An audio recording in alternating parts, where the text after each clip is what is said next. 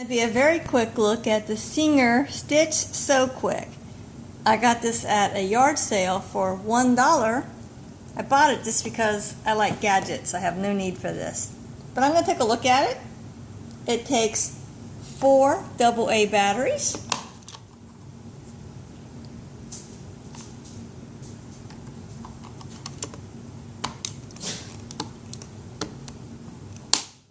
Okay.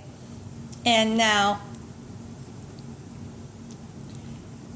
this knob here, look at the sewing mechanism. It makes it go up and down.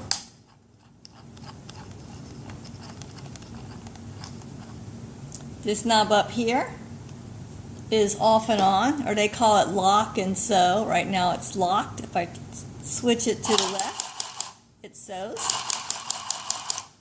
So see how I can just turn it on for a stitch or two, and then I can turn it on permanently, and then I can lock it.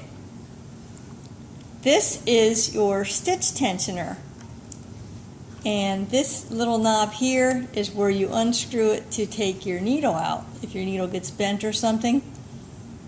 And the flat part, if you put a new needle in, the flat part of the needle goes to the front. So if you put it back, the flat faces the front. Make sure it's all the way in there and tighten. So we'll give it a little try. An accessory is this long post. I just don't see how this is feasible. It's so you can use a standard thread instead of a bobbin thread. So if I were to put this in here and then put a little spring on and stick it in there, I mean, I could do it, but it just seems very sloppy, way too big. And this is a standard. I guess you could use it, but to me it's, yeah, strange. So let's load it up with some white thread, because I have some black material. That way you can see. Oh, actually, let me see. Red might do pretty well too on black. I want you to be able to see the contrast. So this is a, I think it says it's a class 15 bobbin if you wanted to buy some more of them. You put this little post in here, the little red post, and put the spring on, and then just push it on. It doesn't go on real hard, just a pressure push. It doesn't screw on per se. And now, the only thing missing out of the kit, according to the package contents, is a little threader, so I'll have to manage it. So I have my bobbin on there, and you see how the thread's coming off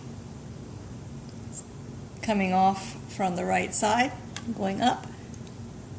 I'm going to feed, go ahead and clip my tip off a little bit. Okay, I'm going to feed it up through this little eye here. There we go. And now I'm going to put it, you see how there's 2 plates here that are like clamped together? I'm just going to slide it in between those 2. Okay? And now, this is going to be a tricky part because it's missing the threader. I probably have one around the house somewhere. So, the thread has to go through the eye of the needle from the back to the front of the machine. So let me just get it in there.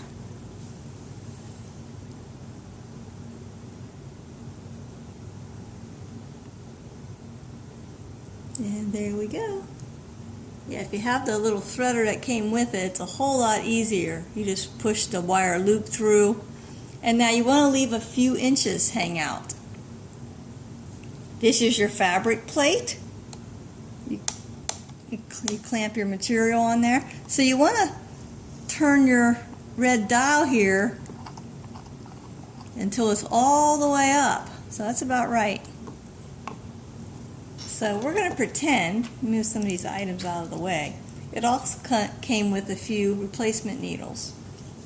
I want to make sure I have a few inches of thread, and I want to turn my dial to the sewing mechanism is all the way up. Now I'm going to pretend that I need to sew a hem. So I'm just going to, I have my little scrap here, I'm going to fold over this material and place it under the material clamp. So you lift this piece here. See how that lifts the clamp? Lift this and put that under there. Get it under the needle. Very good. Now, see the thread? Move the thread to the front because the stitching is going to go that way. So you want your thread towards you.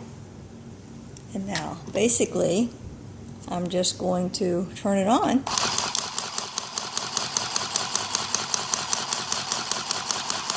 Let me show you what it looks like.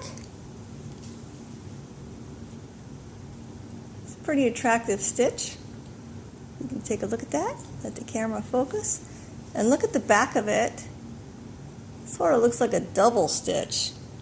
It's actually pretty nice.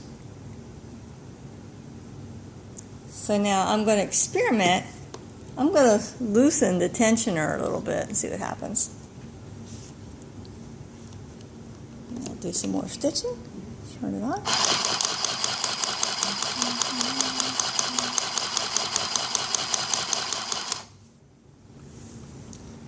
Looks about the same on top. Stitching is a little looser on the back. I think I like that, and you'll know why I like it in a minute, because when you end it you got to pull a stitch up from the back. So I'm going to leave it like that. So I think it's nice to have a big airy stitch. So turn it on.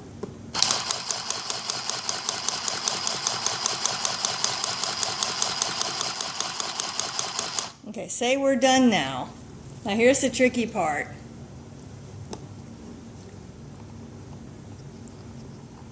You want to make sure the mechanism's all the way up. And pull some thread out before you start removing the fabric. Pull some thread. There you go. And now lift it up and try to gently pull it out. Now, so I gripped it where the stitch was. I pinched it tight.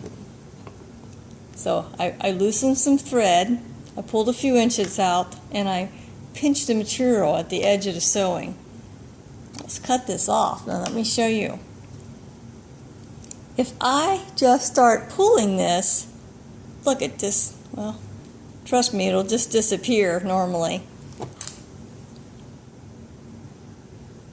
So if I pulled it out and the top thread was on top, it would just start unpulling. So what you have to do is you have to pull a thread up. See the little tiny loop?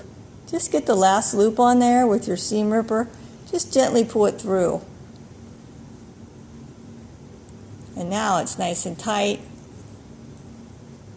And you can cut it off and leave a little tiny bit. But yeah. And now it's pretty good.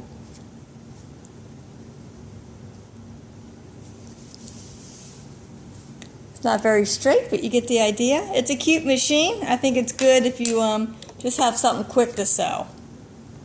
And it, like I said, it takes 4 AA batteries. It does have a 6-volt, 800 milliamp power adapter capability. This does not come with it, though. I guess you could buy that, or you could buy one of those multi-functional power adapters. So it's cute, and it does sew. I hope this is helpful. Thank you.